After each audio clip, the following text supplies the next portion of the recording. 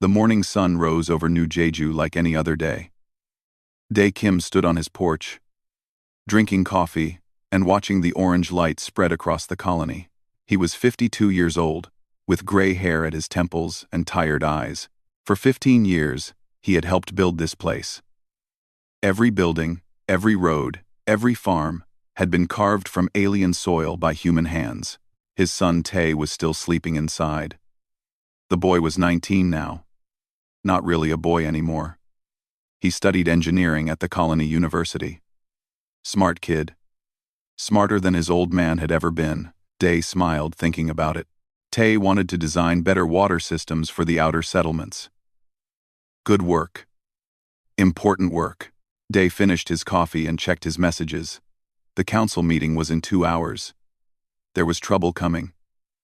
Everyone knew it. 3 weeks ago, ships had arrived in orbit. Not human ships. These belonged to the Vrorkan Empire. Big reptilian creatures that controlled 12 star systems. They looked like lizards that stood on 2 legs, covered in scales and armed with plasma weapons. Their commander had sent a simple message: pay tribute or face consequences. The Colony Council had voted. They refused. New Jeju was independent. They had broken their backs building this world. They would not bow to aliens who came demanding payment for nothing. Dae knew this meant war. He had been a soldier once, long ago. He knew how empires worked. But the others on the council believed Earth's Navy would protect them. Help was coming. They said the United Navy would arrive soon. Dae was not so sure. Inside the house, Tae was awake now. He came out wearing his university jacket, his hair messy from sleep. He looked like his mother. She had died 5 years ago. Cancer. Dae missed her every day. Morning, Appa, Tae said, using the Korean word for father. He grabbed some breakfast. I'm meeting Hana and the others at the square. We're organizing a protest. Dae felt his stomach tighten. What kind of protest? A peaceful one. We're going to show the Vrorkan that we won't be intimidated. If enough of us stand together, they'll see we're serious. Tae, that's not a good idea. These aliens, they're not like us. They don't think the way we do. Tae smiled that young, confident smile. That's exactly why we need to do this, Appa. We need to show them we're not afraid. Violence isn't the answer. Communication is. Dae wanted to argue more, but he knew that look in his son's eyes. Tae had inherited his mother's stubborn streak. Once he decided something was right, nothing could change his mind. Be careful, Dae finally said. Please. I will. I promise. Tae grabbed his jacket and headed for the door. He stopped and looked back. Love you. Appa. Love you too, son. That was the last normal conversation they ever had. 2 hours later, Dae was in the council chamber when the alarm started. Red lights flashed. The emergency channel crackled to life. It was Una Park, the colony's medical officer. Her voice was panicked. Vrorkan soldiers in the main square. They're surrounding the protesters. We need security now. Dae ran. He was not young anymore, but fear gave him speed. He pushed through the streets, past confused civilians, toward the town square. He could hear shouting now, screaming. When he reached the square, his world ended. 200 Vrorkan soldiers stood in formation, their plasma rifles pointed at a crowd of young colonists. Tae was at the front, his hands raised, trying to talk to the Vrorkan commander. The alien was massive, 8 feet tall, covered in dark green scales. His yellow eyes were cold and empty. We don't want violence, Tae was shouting. We just want to talk. We can find a peaceful solution. Krom, the Vrorkan commander, tilted his head. When he spoke, his voice was like gravel grinding together. Humans are weak. You will learn obedience. He raised his hand. No, they screamed, running forward. Don't. The commander's hand dropped. The Vrorkan soldiers opened fire. Plasma bolts lit up the square like lightning. The sound was deafening. People screamed and ran, but there was nowhere to go. The soldiers had them surrounded. Dae saw Tae turn toward his voice. Their eyes met for just a second. Then a plasma bolt hit his son in the chest.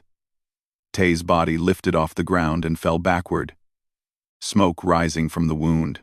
Everything went silent in Day's mind. He could see people running, falling, dying. He could see the Vrorkan soldiers marching forward. But he could not hear anything. His whole world had narrowed to one thing: his son lying on the ground. He reached Tay and fell to his knees. The boy was still alive, barely. Blood covered his chest. His eyes found his father's face. "Appa," Tay whispered. "I'm sorry." "No, no, no. Stay with me. Help is coming. Just stay with me." But help was not coming fast enough. Tay's eyes closed. His chest stopped moving. Tay felt his son's hand go limp in his own. Around him, the shooting finally stopped. 48 young people lay dead in the square. The Vrorkan soldiers did not even look at the bodies. They marched away as if they had just completed a routine training exercise. Yuna found Day an hour later, still holding Tay's body. She tried to pull him away, but he would not move. Jin Lee, the mining foreman, came too. He was a big man, strong from years of hard work. Even he could not move Day. It was Hana who finally reached him. She was 17, Tay's girlfriend. Her face was covered in tears and dirt. She had been hit by debris but survived. She knelt beside Day and put her hand on his shoulder. "He's gone," she said quietly. Something in her voice broke through Day's shock. He looked at her and saw the same pain he felt. They had both lost someone they loved. They were not alone in this. Carefully, gently, they laid Tay down. Yuna covered him with a blanket. All around the square, others were doing the same for the dead. That night, Day did not sleep. He sat in his office, staring at his old military computer. He had not used it in years. There were contacts in there. People from his past life. Dangerous people. People who did not follow the normal rules. The Earth Navy was 3 weeks away. The Council was already talking about negotiating with the Vrorkan. They were afraid. Day understood fear. But he also understood something else now. His son was dead because they had believed in peace. Because they had thought words could stop monsters. Tay had been brave and kind and good.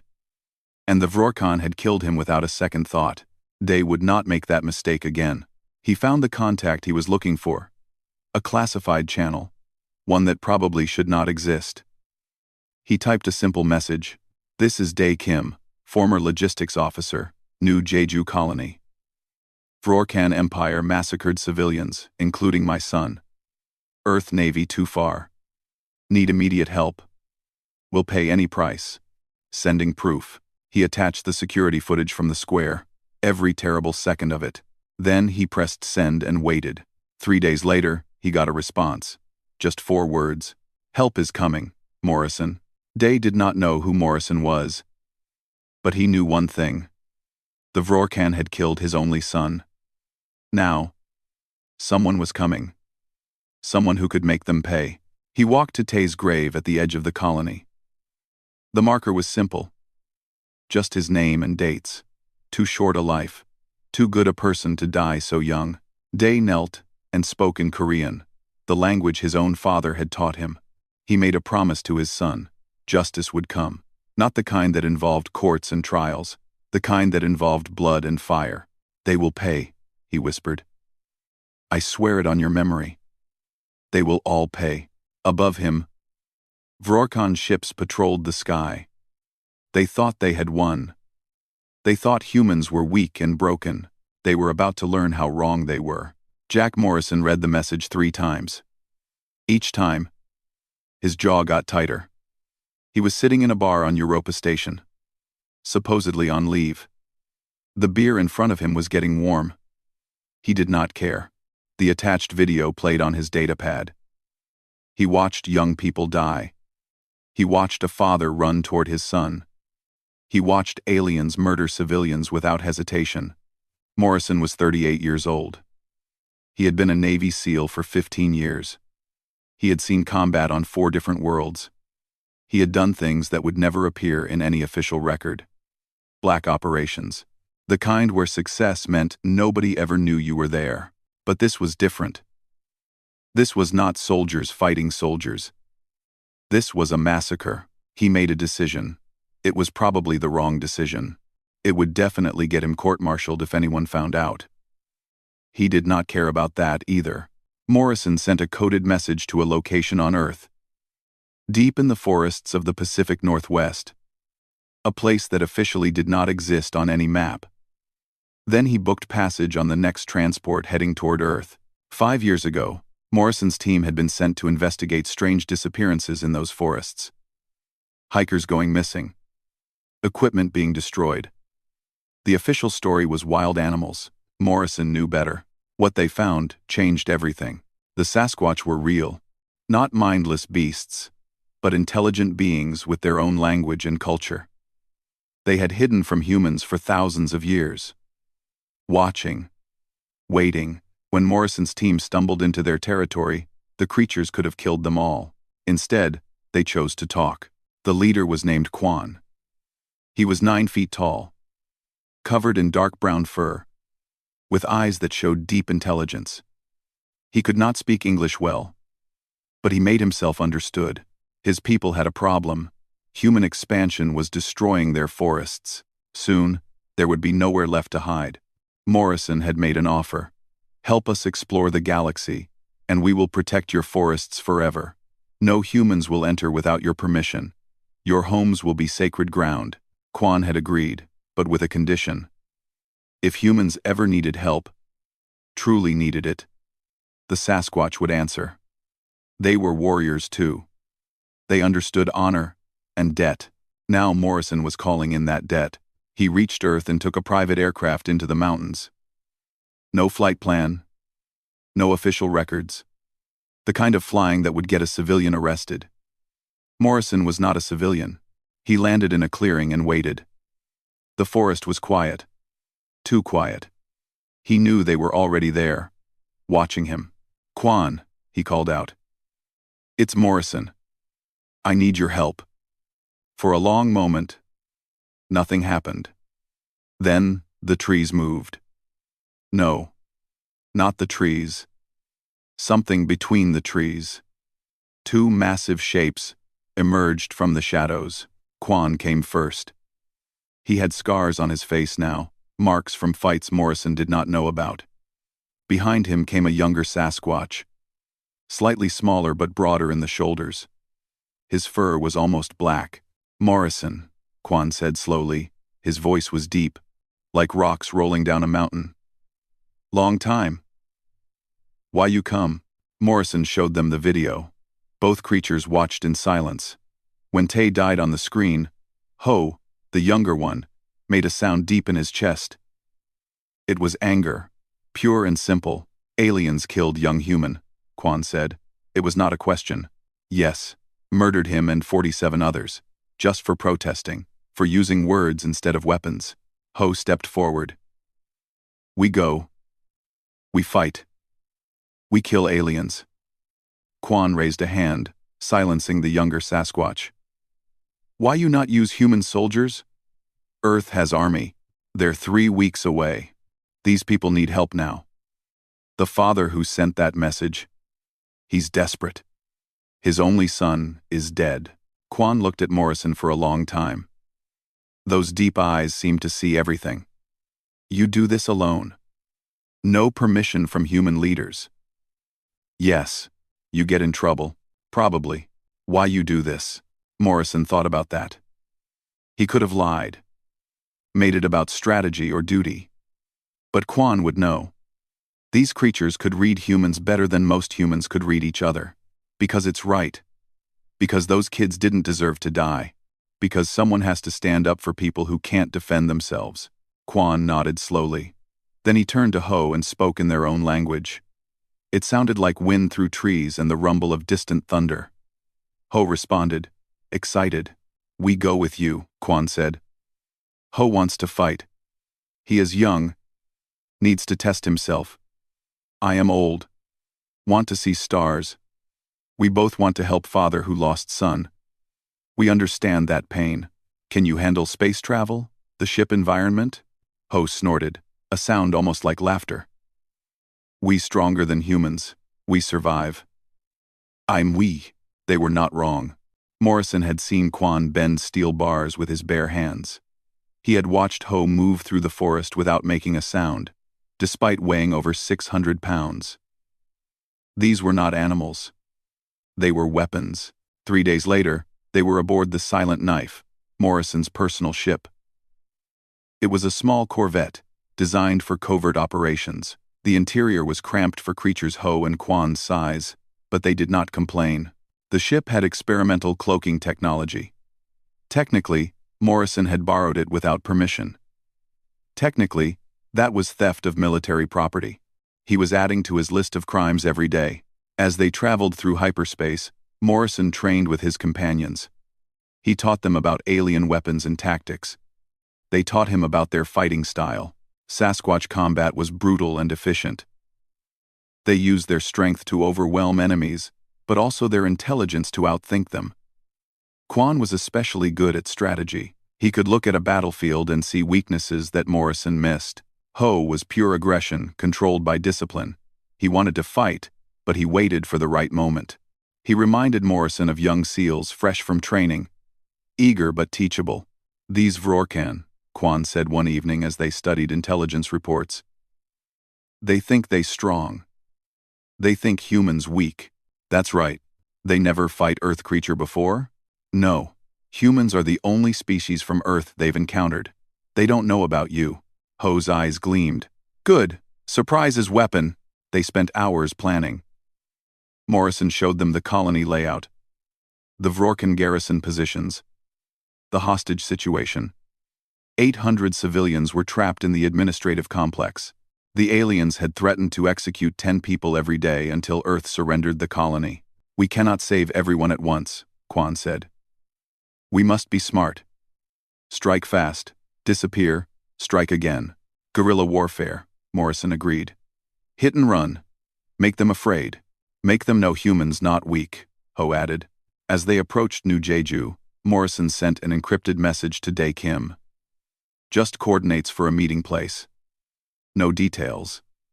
If the Vrorcan intercepted it, it would mean nothing to them. The Silent Knife entered orbit under cloak. The Vrorcan ships did not detect them. Morrison felt a grim satisfaction at that. For all their military might, these aliens had gotten lazy. They thought they had already won. They landed in a remote area, far from the colony. Morrison had chosen an old mining site. Abandoned tunnels provided cover. If Dae Kim was smart, he would bring allies.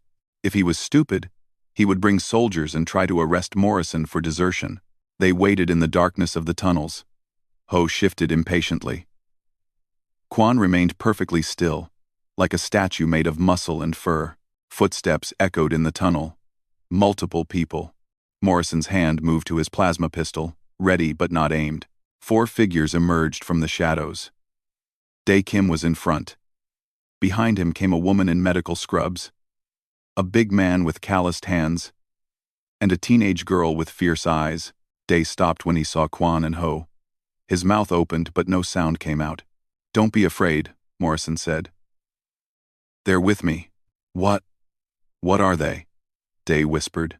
Friends, allies, the deadliest warriors Earth has ever produced, and nobody knows they exist. The teenage girl, Hana, stepped forward. She stared at the 2 Sasquatch without fear. You came to help us? Quan knelt down, bringing his massive head closer to her level. Young one, lost friend. We help. Is right thing. Tears started down Hana's face. Thank you.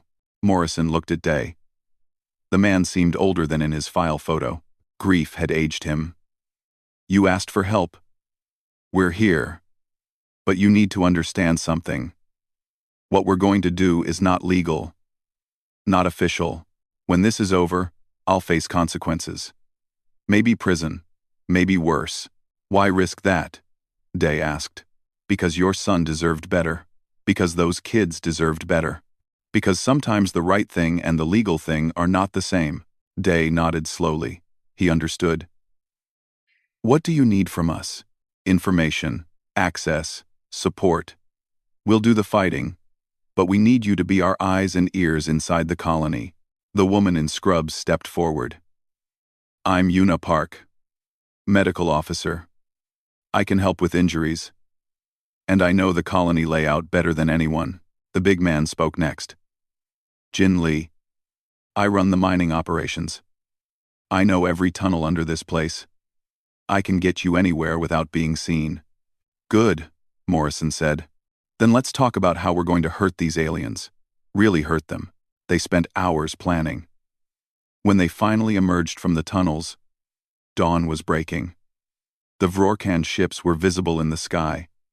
Arrogant and unchallenged, Ho looked up at them and smiled. It was not a friendly expression. Soon they learn.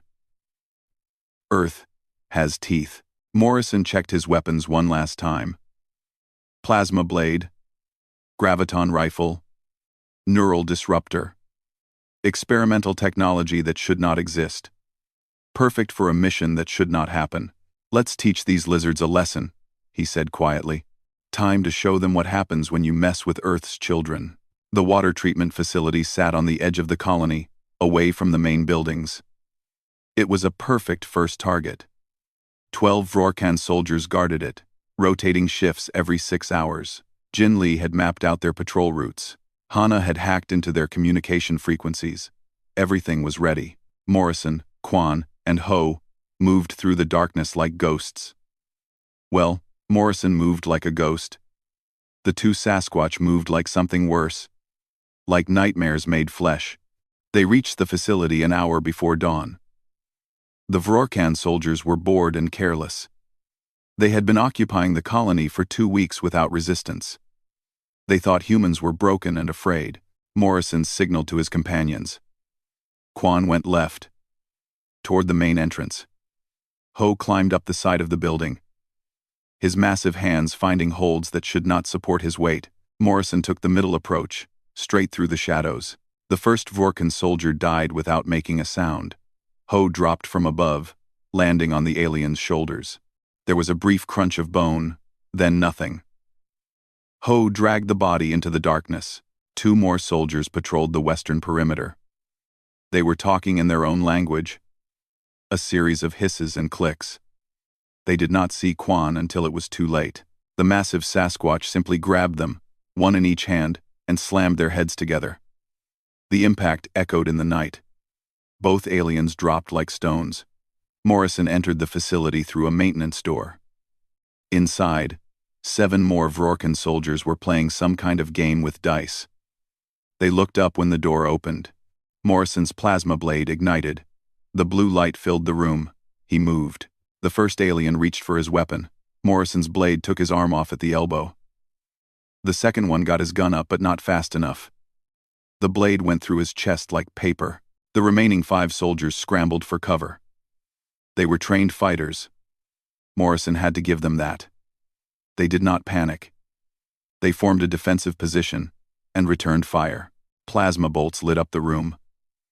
Morrison dove behind a water tank. The metal hissed and bubbled where the shots hit. He needed to move, but 5 guns had him pinned down. Then the wall exploded. Ho came through like a runaway vehicle. Pieces of concrete and metal flew everywhere. The Vrorkan soldiers turned toward this new threat, which was exactly the wrong thing to do. Morrison came out of cover. His blade found 2 more targets. Ho grabbed another soldier and threw him into the ceiling hard enough to crack both the ceiling and the soldier's skull. The last 2 aliens tried to run. Quan was waiting at the exit. His massive hands caught them both by the throat. He looked at Morrison, waiting. No survivors, Morrison said coldly. Not yet. We need them afraid before we let anyone report back. Quan nodded and finished the job. They stood in the ruined facility, surrounded by dead aliens. Morrison felt nothing. These creatures had murdered children. They deserved worse than quick deaths. 1 down, he said. Many more to go. 8. They destroyed the facility's main controls before leaving. The colony would lose water pressure for a few days, But Yuna had stockpiled supplies. It was worth it to send a message. By the time the Vrorkon found the bodies, Morrison's team was back in the tunnels. Jin was already guiding them to the next target. Over the next 3 days, they hit 6 more locations. A supply depot, a communication relay, a patrol station. Each time, they left no survivors. Each time, the Vrorkon lost more soldiers. Commander Vral watched the security footage and felt something he had not experienced in years: uncertainty. The cameras showed brief flashes of movement, massive shapes that did not match any known human profile. A single operator moving with inhuman precision, and everywhere they went, his soldiers died. "What are we fighting?" His second-in-command, Kellax, asked. "I do not know," Vral admitted. "But we will increase patrols. Double the guards at all positions. These humans want to play games. We will show them what happens to those who resist." He ordered the immediate execution of 50 hostages as retaliation. In the tunnels below the colony, Morrison received the news from Hana. Her face was pale, her voice shaking. "They're going to kill 50 people tomorrow morning. In the main square. Public execution." Day slammed his fist against the wall. "We have to stop them." "We can't get to the hostages," Morrison said. "Not without alerting every soldier in the colony. They're locked in the administrative building. That place is a fortress." So we just let them die?" Yuna demanded. Morrison looked at his datapad, studying the colony map. His mind raced through possibilities. Every plan ended with too many casualties. Quan spoke up. "We make trade." "Quan." "What do you mean?" Morrison asked. "They want to kill 50 humans to show power. We show more power. We attack something big. Make them bring soldiers away from prisoners." It was risky, but Quan was right. They needed to change the game. "The garrison headquarters," Morrison said slowly. "It's their main base. If we hit that, they'll have to respond with everything." "That's suicide," Jin said. "There are over 100 soldiers stationed there." "Yes. Which means they'll have to pull guards from everywhere else to defend it. Including the administrative building." Day's eyes widened. "You're going to rescue the hostages during the chaos." "Not me. You." "What?" Morrison turned to Day. "I need you to lead a team into the administrative building while we keep the garrison busy. Hana can hack the doors. Yuna can treat any injured. Jin knows the underground routes. You get the people out while the Vrorkon are focused on us." "You'll be killed," Yuna said. Ho laughed, a deep rumbling sound. "They try. We not die easy." They had less than 12 hours to prepare. Morrison went over the plan repeatedly, looking for flaws. There were dozens. This was the kind of operation that got entire teams killed in training simulations. But they were not in a simulation. Real people would die tomorrow if they did nothing. Hana worked through the night, preparing malware to infect the Vrorkon computer systems. She was young, but her skills were extraordinary. Tay had been teaching her before he died. She worked with tears streaming down her face, driven by grief and determination. Jin gathered weapons from secret stockpiles. The colonists had been preparing for rebellion quietly. Hunting rifles, mining explosives, improvised armor, nothing that could match Vrorkon technology, but enough to make a difference. Yuna prepared medical supplies and evacuation routes. She moved with calm efficiency, the kind that came from years of emergency training. Day checked and rechecked his weapon. It was an old military rifle, one he had kept from his service days. He had not fired it in 15 years. His hands shook slightly as he loaded it. Morrison found him alone, staring at the rifle. "You don't have to do this. I can find someone else to lead the rescue team." "No," Day said firmly. "My son died because I wasn't there to protect him. I won't make that mistake again. Those people in that building, they have families, children. They're depending on me. This is dangerous. You might not come back." Day looked at Morrison with hollow eyes. "I buried my only child 2 weeks ago. I'm not afraid of dying. I'm afraid of doing nothing. Morrison understood that feeling. He had felt it himself, watching that video of the massacre. Sometimes, the only thing worse than danger was helplessness. Dawn came too quickly. Morrison, Quan, and Ho approached the garrison headquarters from 3 directions. The building was large, designed to house 200 soldiers. Right now, it held about half that number. Still terrible odds. Morrison did not care about odds anymore. He activated Hana's malware remotely. Throughout the garrison, computer systems began failing. Lights flickered. Doors locked or unlocked randomly. Alarms blared false warnings. The Vrorkon soldiers poured out of the building, trying to identify the threat. That was when Ho charged. He came out of the shadows like a force of nature. The first soldier he hit flew 20 feet backward. The second one tried to shoot, but Ho grabbed the plasma rifle and crushed it like cardboard. Then he crushed the soldier's chest the same way. Quan attacked from the opposite side. He was more controlled than Ho, more precise. Each movement was calculated. Each strike was lethal. He moved through the soldiers like a dancer. If dancers killed everything they touched. Morrison provided covering fire with his graviton rifle.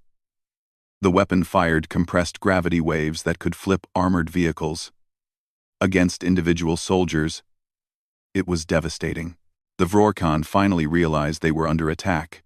They rallied and formed defensive positions. Plasma fire lit up the dawn. Morrison had to take cover behind a destroyed vehicle. A bolt grazed his arm, burning through his armor. Pain flared, but he ignored it. He had been hurt worse before. The battle was loud and chaotic. Perfect. Inside the administrative building, Day led his team through the underground tunnels.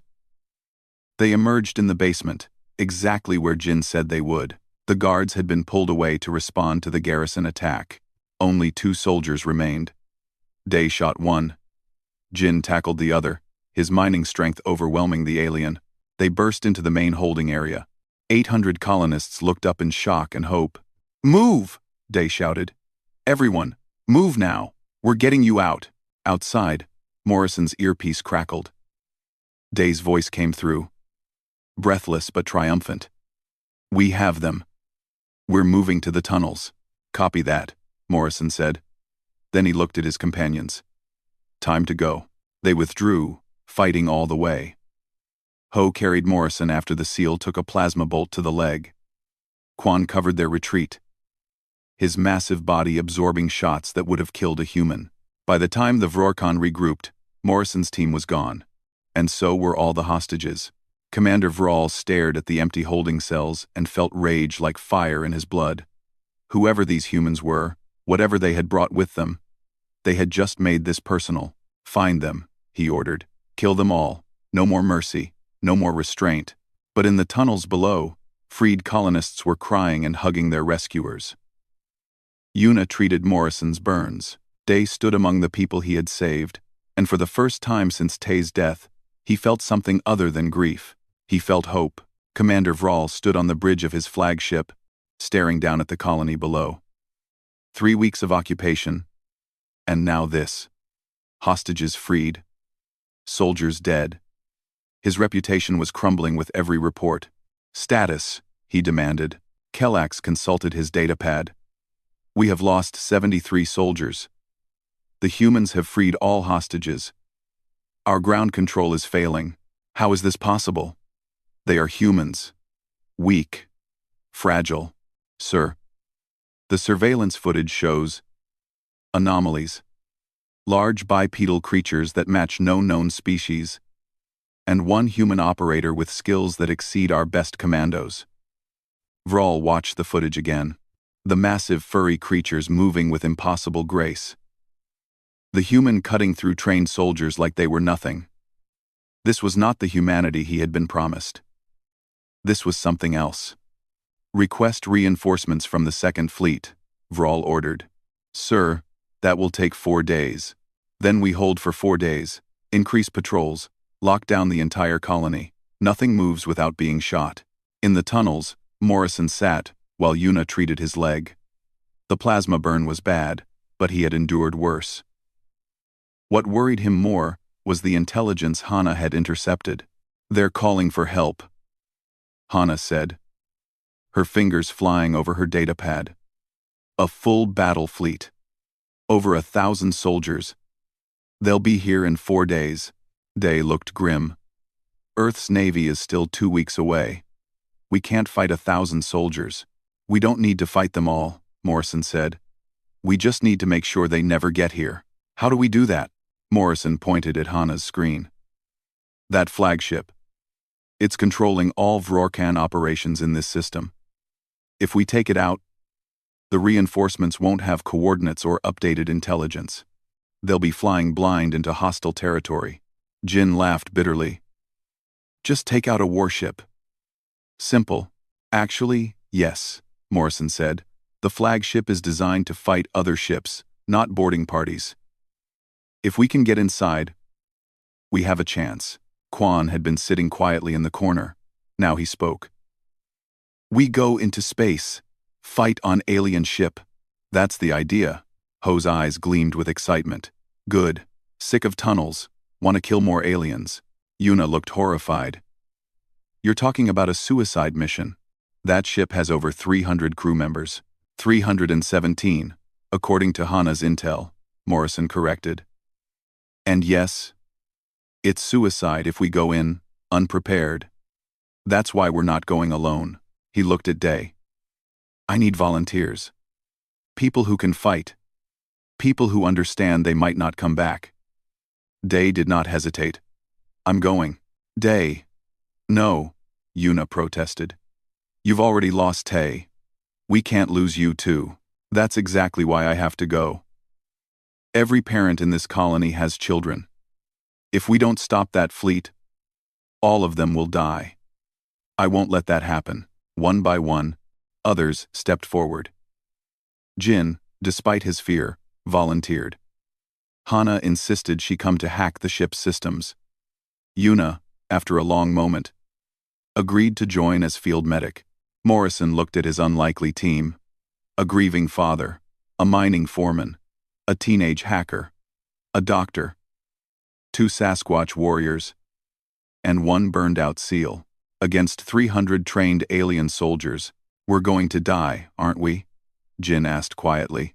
"Probably," Morrison admitted. "But we'll take that ship down with us. And that's what matters." They spent 2 days preparing. The silent knife was their transport, but getting past the flagship's defenses would be tricky. Hana worked on creating a false transponder signal that would identify them as a Vrorcan shuttle. Morrison trained the volunteers in close-quarters combat. They would never match Vrorcan's strength or speed, but they could learn to aim for weak points. The joints in the armor, the softer scales at the throat. Quan and Ho prepared in their own way. They meditated, sitting perfectly still for hours. Morrison did not understand their rituals, but he respected them. Every warrior had their own way of facing death. The night before the mission, Morrison found Day sitting alone, looking at a photo of Tay. "Good kid," Morrison said. "The best," Day replied. He wanted to help people, build things, make the colony better. He put the photo away. Instead, he died trying to talk to monsters. He died being brave. That counts for something, does it? I keep thinking, if I had stopped him from going to that protest, he'd still be alive. Maybe. Or maybe the Vrorcan would have killed him some other way. You can't think like that. It'll destroy you. Day was quiet for a moment. Why are you doing this, Morrison? Really?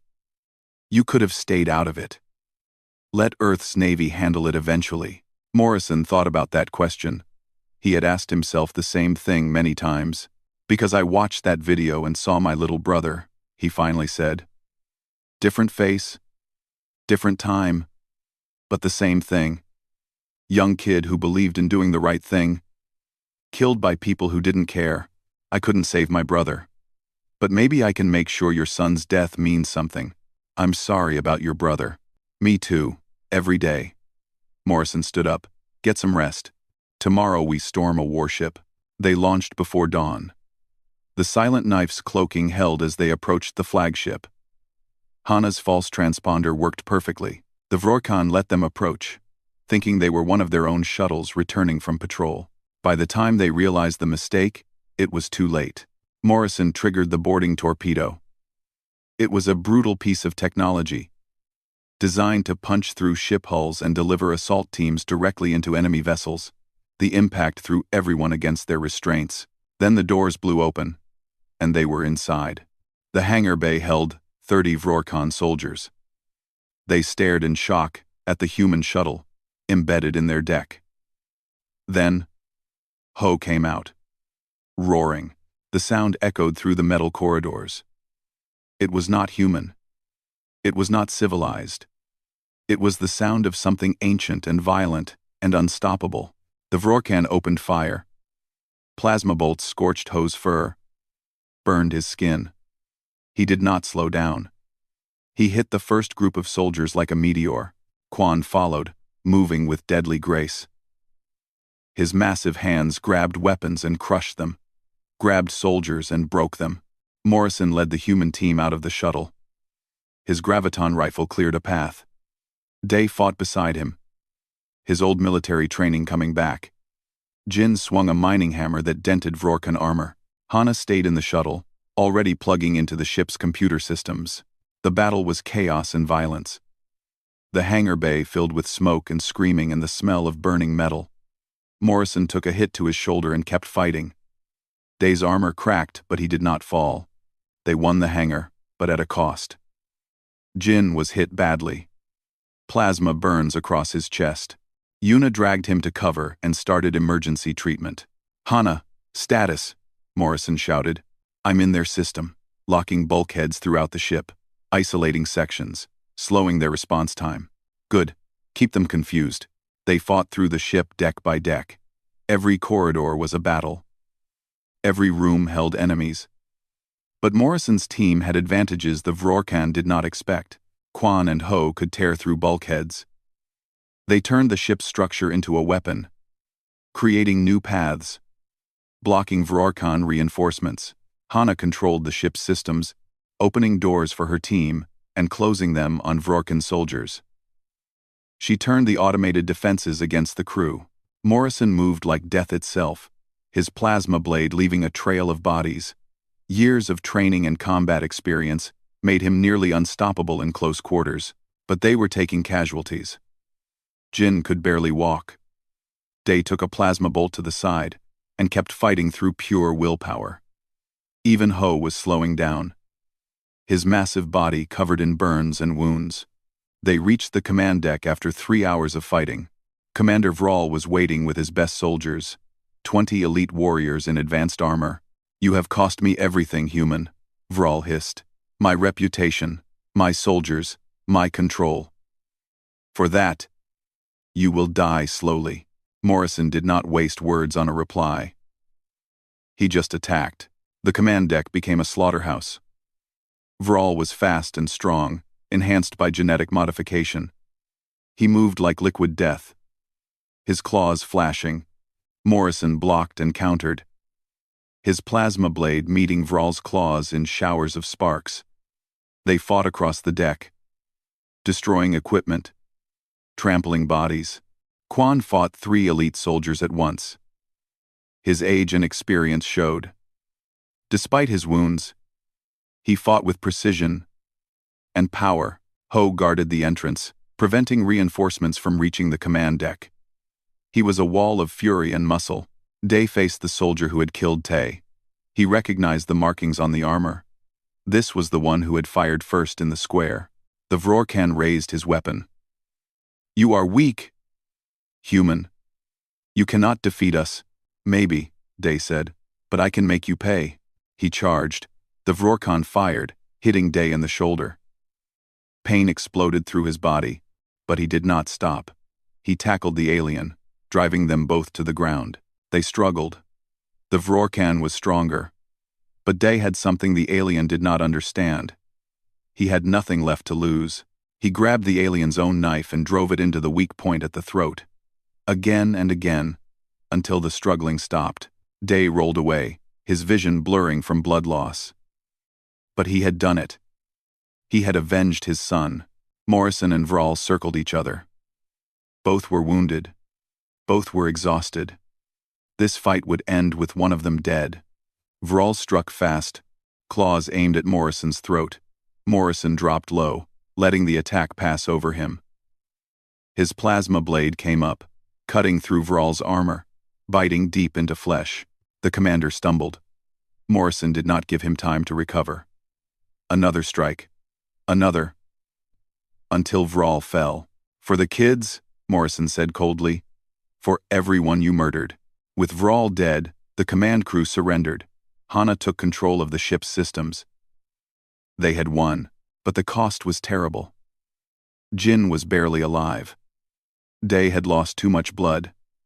Ho had burns over half his body. Even Quan moved slowly, favoring broken ribs. "Yuna, can you get everyone stable?"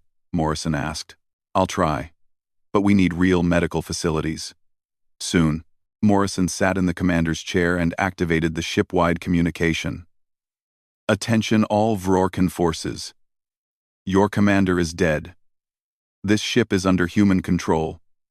You have one choice. Surrender and leave this system, or die here. You have 1 hour to decide." Throughout the colony below, Vrorkan soldiers looked at each other. Some chose to fight to the end. Most chose to live. The battle was over.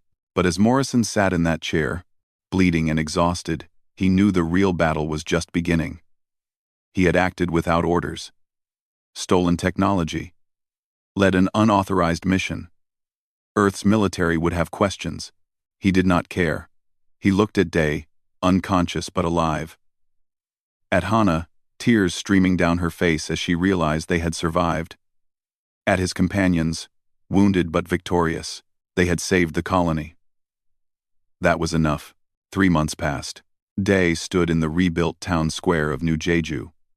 The scorch marks from the massacre were gone now, covered by new stone. Flowers grew where his son had died. It was beautiful and terrible at the same time. The statue stood in the center. It showed 3 figures, a human soldier and 2 massive creatures protecting a kneeling man and child. The sculptor had captured something in their expressions, not just strength, but purpose. The plaque read simply, "For those who stand between the innocent and harm, for those who answer the call." People gathered around the statue every day. They left flowers. They brought their children and told them the story. How aliens had come to destroy them. How a father's grief had called for help. How 3 warriors from Earth had answered. The story had spread far beyond New Jeju. Every colony in human space knew about the Battle of New Jeju. More importantly, so did the aliens. The Vrorkan Empire had sent ambassadors 1 month after Vral's death. They came in diplomatic ships, not warships. Their message was carefully worded. But the meaning was clear. They wanted peace. The Empire's leadership had watched the footage of the flagship battle. They saw humans fighting with technology and tactics that matched their best soldiers. They saw the massive creatures that Earth had somehow allied with. They saw what happened when you made humanity angry. The ambassador had spoken to the Earth government with respect. That was new. Before, the Vrorkan had been arrogant and dismissive. Now they understood that humanity was not weak. Humanity was dangerous when threatened. Day had been part of those negotiations. Earth's government had appointed him as a special representative. They said it was because he understood the colony perspective. Really, it was because his story had become a symbol. The father who lost everything and fought back. The man who called down legends. People responded to that. Yuna worked at the new medical center now. It was bigger than the old one, designed to handle emergencies. She trained other doctors and nurses. She made sure the colony would be ready if trouble came again. She visited Day sometimes. They did not talk about the battle much. Some things were too hard to put into words. Instead, they talked about the future, about making sure no other parent had to bury their child because of alien aggression. Jin had recovered slowly from his injuries. The burns had healed, leaving scars that he wore with quiet pride. He ran the mining operations again. But now he also trained the colony defense force. His experience in combat had made him a natural leader. He was teaching young people how to fight, how to survive, how to protect their homes. The classes were always full. Hana had changed the most. She was still only 17. But she seemed much older now. She had seen too much death, done too many things that people her age should never have to do. But she was strong. She ran the colony's computer systems and trained others in cybersecurity. She made sure that if aliens ever tried to invade again, they would find the colony's digital defenses unbreakable. She visited Tay's grave every week. She brought flowers and talked to him like he could hear. Maybe he could. Day liked to think so. Morrison was gone. Earth's military had come for him 2 weeks after the battle. They arrested him quietly, trying not to make a scene. Charges included theft of military property, desertion, unauthorized combat operations, and about 30 other violations. The trial had been closed to the public. Classified. Day had tried to attend, to speak on Morrison's behalf, but they would not let him into the courtroom. He did not know where Morrison was now. Prison, probably. Maybe worse. It made Day angry. Morrison had saved hundreds of lives. He had stopped an alien invasion. He had done what needed to be done when nobody else would, and Earth's government had punished him for it. But then, 3 days ago, something strange had happened. Day received a message on his personal computer, encrypted so heavily that Hana needed 2 hours to decode it. The message was short. Sometimes the right thing comes with a price. I'd pay it again. Tell the others I'm okay. Tell them to keep fighting the good fight. Morrison. Day did not know how Morrison had sent that message from wherever he was being held. He did not care. What mattered was that Morrison was alive and did not regret his choices. Quan and Ho had disappeared after the battle. They had stayed long enough to make sure everyone was safe, then vanished into the forests of Earth. No goodbye. No ceremony. They just left. But Day had received another message. This one written in awkward English with characters that looked like they had been typed with massive fingers. Forest people keep promise. You need help again, you call. We come. Always. It was not signed, but Day knew who sent it. He thought about that often. Somewhere on Earth, 2 Sasquatch warriors were living their lives in peace. But they had promised to answer if called. And Day believed they would keep that promise. The galaxy had changed. Word of New Jeju had reached every corner of known space. Other species looked at humanity differently now. Some were afraid. The Vrorkan Empire had thought humans were weak, easy prey. They had been proven very wrong. If humans could fight like that, what else were they capable of? Some were interested. 3 other species had sent diplomatic missions to Earth, asking about trade and alliances. They wanted to be humanity's friends, not enemies. Some were angry. There were rumors of other aggressive species planning attacks on human colonies. But now, they planned more carefully. They remembered what happened to the Vrorkan. Earth's military had changed too. They studied Morrison's tactics. They looked at how he fought, how he planned, how he achieved impossible victories with minimal resources. New training programs were created based on his methods, and somewhere in classified laboratories, scientists studied the footage of Quan and Ho. They wondered what other species might exist on Earth. What other allies humanity had not discovered yet. The United Navy had arrived at New Jeju 2 weeks after the battle was over. They came ready for war, only to find the war already won. Their admiral had been angry and confused, and impressed all at once. He had recommended that the entire colony receive commendations for bravery. Earth's government agreed. It was the least they could do. Day looked at the statue again. He came here every day, sometimes multiple times. This was where Tay had died. But it was also where something new had been born. Hope, not the naive hope that words could solve everything. Tay had believed that.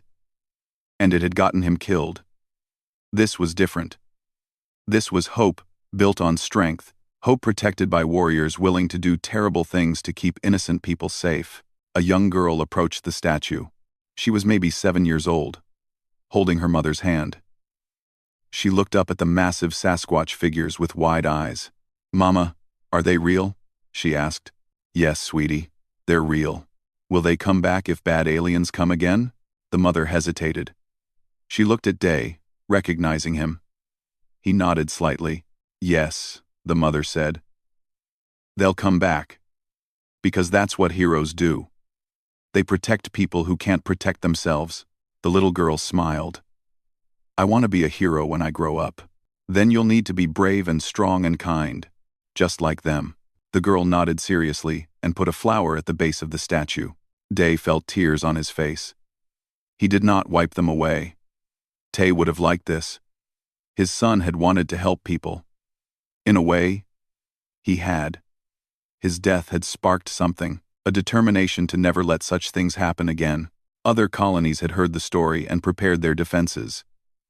Training programs, weapons, stockpiles, communication networks. If aliens came to threaten them, they would find humans ready to fight, and if the situation got bad enough, they knew there were warriors who would come. Operators like Morrison, creatures like Quan and Ho.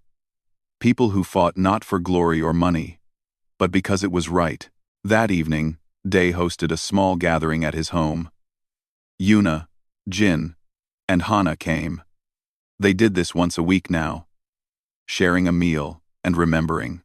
"I got news today," Yuna said. "The medical council wants me to train doctors from other colonies. They want to make sure every settlement has trauma specialists." "Good," Day said. "We need that." Jin spoke next. "The defense force is up to 200 volunteers now, all trained in combat and tactics. We won't be caught unprepared again." Hana was quiet, picking at her food. Finally, she spoke. "I've been thinking about Tay a lot. About what he believed. He thought violence was never the answer. But we used violence to save everyone.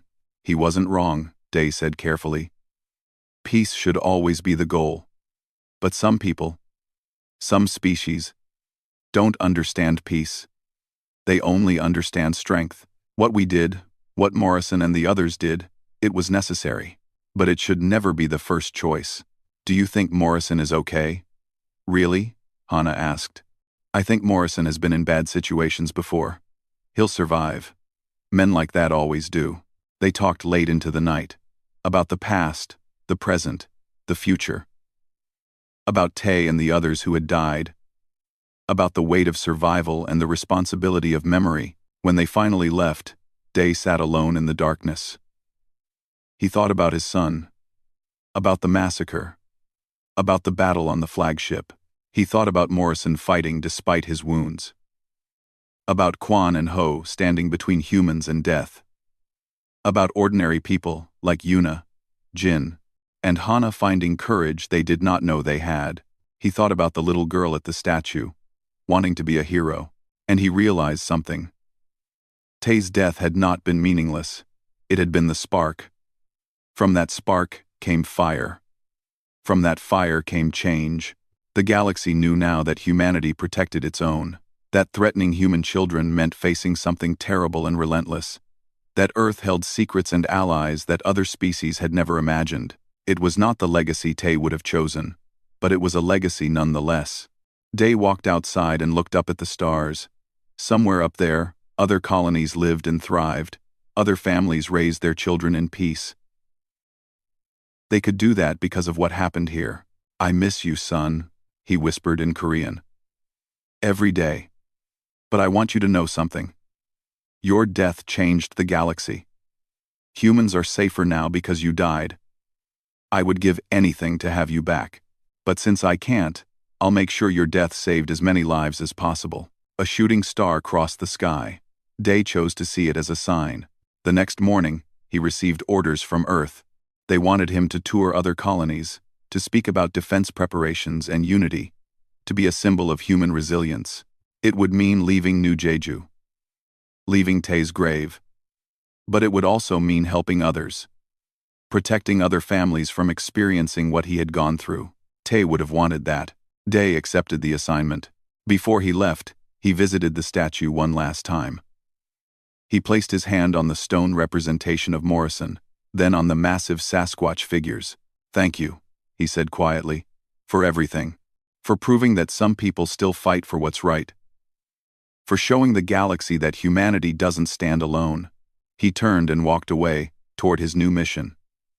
Behind him, the statue stood silent guard over the square. A reminder. A warning. A promise. The galaxy had learned an important lesson at New Jeju. Humanity was dangerous when angry. Humanity had allies in the shadows. And most importantly, humanity never forgot its fallen. They called it the Legend of New Jeju now. The story of how a father's grief brought down an empire's arrogance. How 3 warriors from Earth faced impossible odds and won. How ordinary people became heroes. It was told on every colony, on every ship, in every bar where humans gathered. Each telling added new details. Made the battles bigger. Made the heroes larger than life. But the core truth remained the same. When you threaten humanity's children, you don't just face soldiers. You face legends. You face warriors who fight not for glory, but for justice. You face the full fury of a species that protects its own at any cost. And that is a force no empire in the galaxy can defeat. Years later, when historians wrote about this period, they called it the turning point. Before New Jeju, humans were seen as weak. After New Jeju, they were respected. Day lived long enough to see humanity become a major power in galactic politics.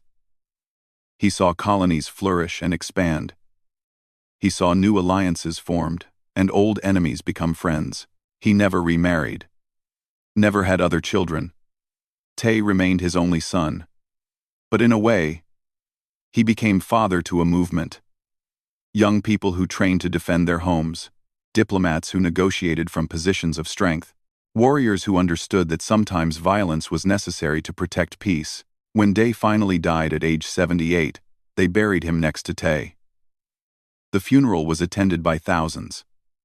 Representatives from a dozen species came to pay respects, and somewhere in the forests of Earth, 2 massive figures stood silent for a moment, honoring a warrior who had fought alongside them. The statue in New Jeju's square still stands today. It has become a place of pilgrimage. People come from across the galaxy to see it, to remember, to understand. Some come to honor the dead. Some come to celebrate the victory.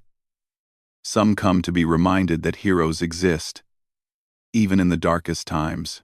And on quiet nights, when the colony sleeps, people swear they can hear something in the wind. A sound like a father whispering to his son. A promise that he will never be forgotten, that his death meant something, that he changed the galaxy. And in the end, isn't that what every parent wants for their child? To leave the world better than they found it? To matter? Tay mattered. His death sparked a revolution in human thinking. His sacrifice saved countless lives. That was his legacy, and it would endure forever.